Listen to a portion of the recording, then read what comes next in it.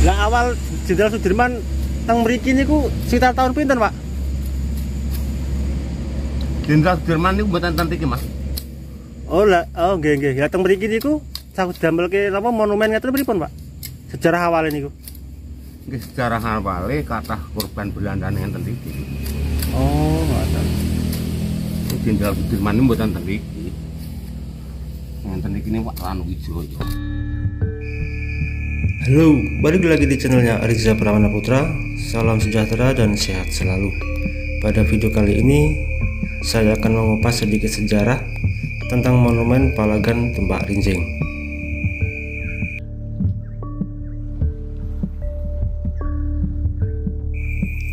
Di depan sana ada dua patung yang sangat gagah berdiri di puncak monumen, yakni beliau adalah Jenderal Besar Sudirman dan Letkol Ignatius Slamet Riyadi.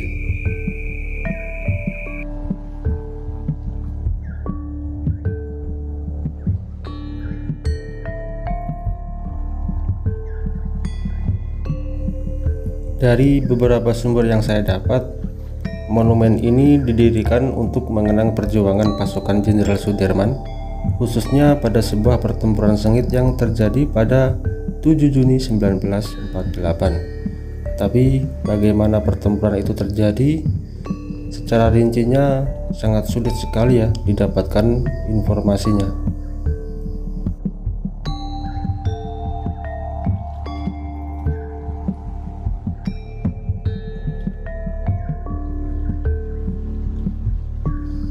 Monumen ini dipersembahkan dari para pejuang 45 dengan dibantu rakyat Pacitan kepada generasi penerus untuk mengenang jasa para pahlawan perang kemerdekaan dalam medan laga pertempuran di Tumbak Rinjing tanggal 7 Juni 1948 melawan konvoi kolonial Belanda.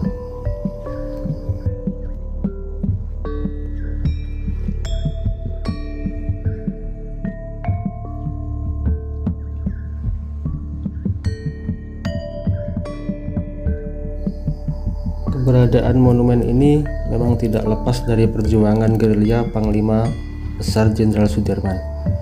Sejumlah catatan sejarah menunjukkan pimpinan tertinggi TNI tersebut sempat berbulan-bulan bermarkas di Pacitan, tepatnya di Desa Pakis, Kecamatan Nawangan, yang kemudian sekarang dikenang dengan Monumen Jenderal Sudirman.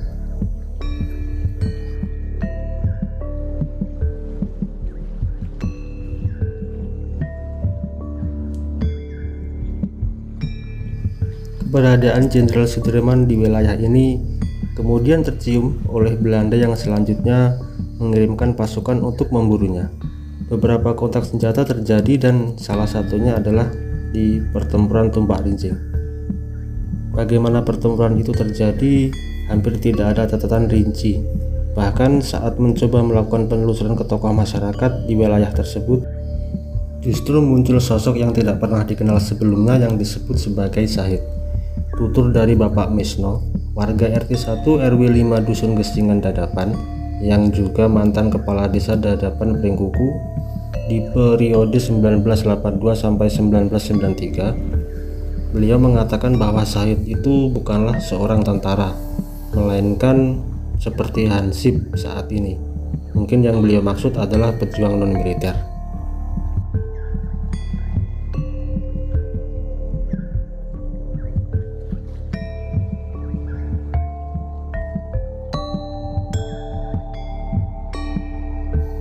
Syahid ini awalnya ditahan oleh tentara Belanda, kemudian beliau bisa melarikan diri dari tahanan, dan saat ditahan itulah beliau justru tahu ada rencana Belanda untuk mengirimkan senjata dan tentara ke Pacitan dan akan bermarkas di bekas kantor peta yang sekarang ini menjadi Kodim Pacitan.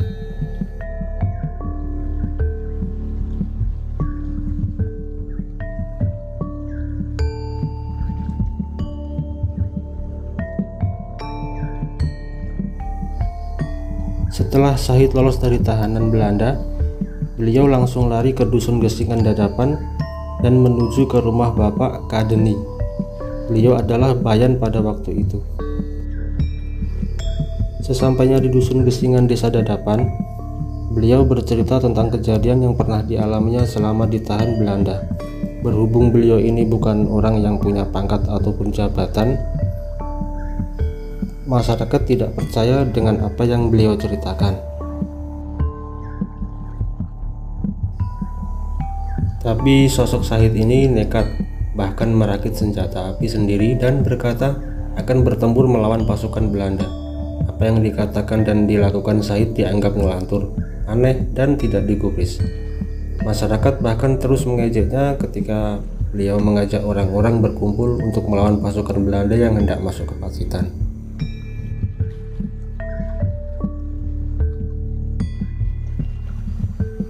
Tidak mendapatkan dukungan, beliau pun berangkat sendiri. Ia hanya berpesan jika dia mati agar masyarakat mengurus jenazahnya dan mengirimkannya ke Yogyakarta dengan menggunakan keranjang dan dikirim secara bertahap dari satu daerah ke daerah lain.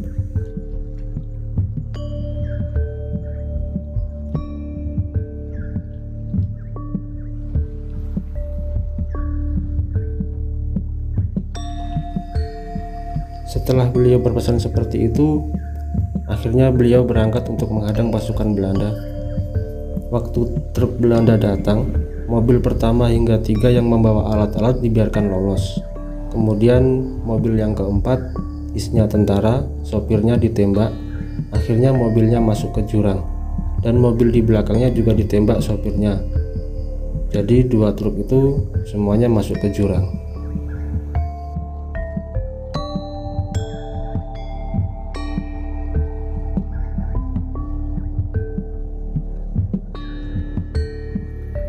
Tentara Belanda yang sudah sampai di bekas markas peta menunggu 2 truk yang berisi tentara tidak kunjung datang.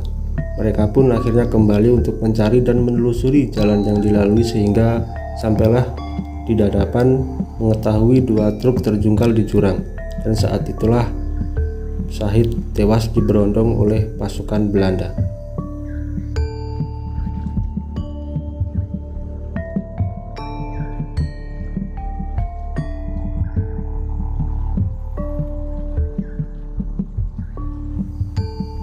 Setelah peperangan usai dan Belanda juga sudah pergi, masyarakat Gisingan mendatangi dan mengumpulkan sisa jasad Syahid. Masyarakat mulai percaya dengan Syahid dan pesan terakhirnya juga harus dijalankan. Jenazah yang tercerai-berai kemudian dikumpulkan dan dimasukkan ke dalam keranjang, lalu dikirimkan ke Yogyakarta secara bergilir seperti pesan Bapak Syahid.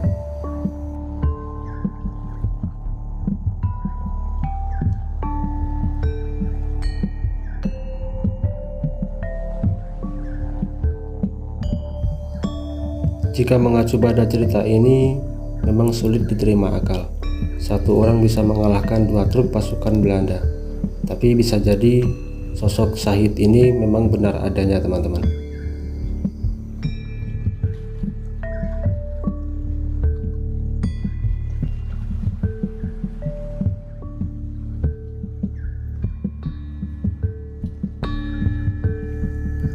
Disinyalir nama Tumpak Rinjing ini berawal dari gagasan Bapak Kadeni untuk mengenang sosok Syahid. Tumpak Rinjing ini berawal dari kata rinjing yang istilah Jawanya yaitu keranjang. Tumpak adalah naik, bisa diartikan jenazah Syahid yang naik keranjang. Dari situlah Bapak Kadeni mempunyai gagasan untuk mengenang sosok Syahid.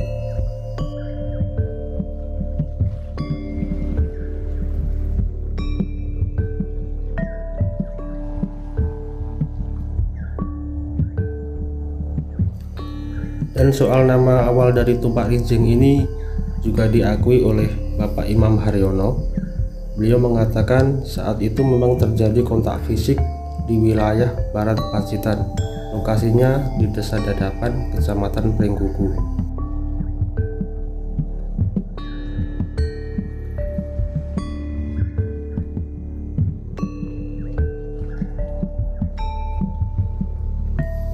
Dari jalur penghubung Pacitan dengan Yogyakarta dan Surakarta tersebut, sejumlah sukarelawan Republik berusaha menghadang pasukan Belanda yang hendak masuk ke kota Pacitan. Pertempuran pun akhirnya tak terhindarkan. Sejumlah anggota laskar juga dilaporkan gugur. Namun menurutnya, nama Tumpak Rinjing muncul mengacu pada kondisi dusun yang berada di lereng pegunungan kapur dan jalan yang berkelok-kelok.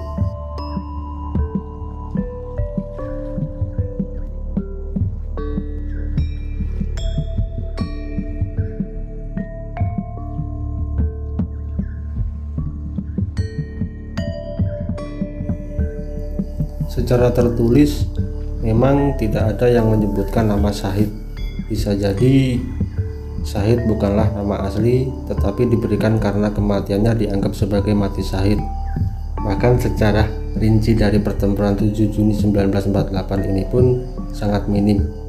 Perjuangan Jenderal Sudirman di Pacitan lebih banyak dikisahkan ketika beliau bermarkas di Pakis.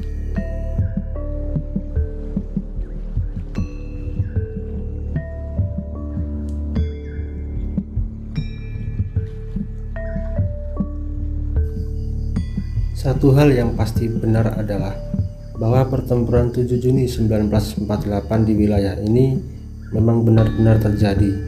Yang menjadi misteri adalah apakah kisah Syahid benar atau tidak, masih membutuhkan waktu dan upaya penggalian dan kajian akademis yang mungkin lebih mendalam.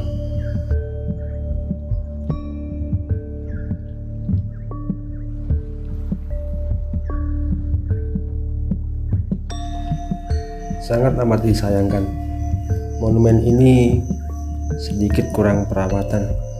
Melihat dari rerumputan yang tumbuh liar di sini juga sedikit merusak pemandangan. Semoga saja kedepannya pemerintah Kota Pacitan bisa merawatnya agar tampilan monumen ini bisa terlihat lebih rapi, lebih indah.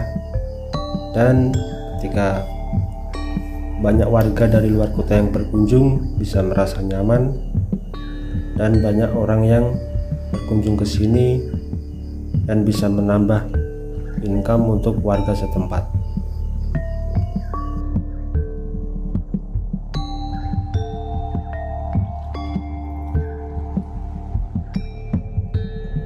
Bagi wisatawan yang datang dari Gua Gong atau Gua Tabuan yang menuju pantai Teleng Ria, pasti akan melewati monumen ini. Makanya tempat ini harus mendapatkan perhatian yang lebih supaya menarik perhatian para wisatawan yang berkunjung ke sini, dan tempat ini menjadi tempat yang selalu dikenang oleh banyak masyarakat, khususnya Kota Pacitan.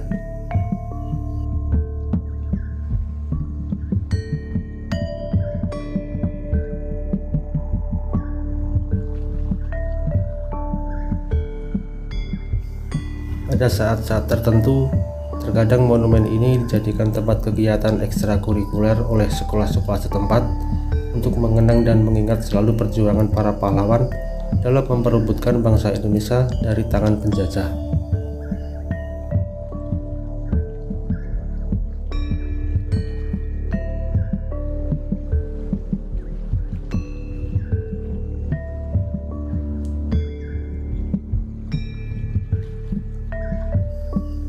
Pesan yang bisa kita ambil, kita harus senantiasa mengingat sejarah, khususnya di daerah kita masing-masing, dan sejarah yang ada di Indonesia pada umumnya.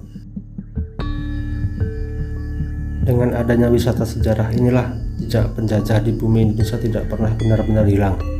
Penjajahan selama ratusan tahun telah banyak meninggalkan saksi sejarah yang kini masih bisa dilihat.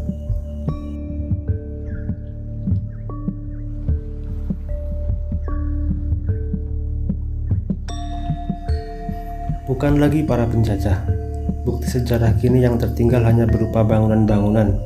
Itulah yang menjadi bahan untuk belajar sejarah dan mengingat perjuangan para pahlawan.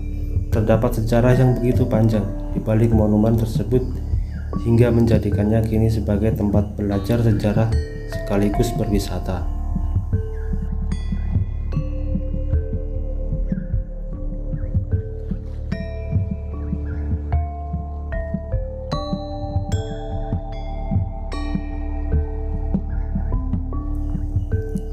Mungkin hanya ini yang bisa saya sampaikan mengenai sejarah Monumen Palagan Tumpak Rijing. Semoga apa yang saya sampaikan dalam video ini bisa menambah pengetahuan. Jika ada kurang lebihnya, saya mohon maaf. Dan buat teman-teman yang lebih tahu tentang sejarah monumen ini, bisa teman-teman tuliskan di kolom komentar. Sekian dulu video dari saya. Buat kalian yang baru menemukan channel ini, silahkan tekan subscribe-nya, nyalakan lonceng notifikasinya, like, share, dan seperti biasa teman-teman, tinggalkan jejak di kolom komentar.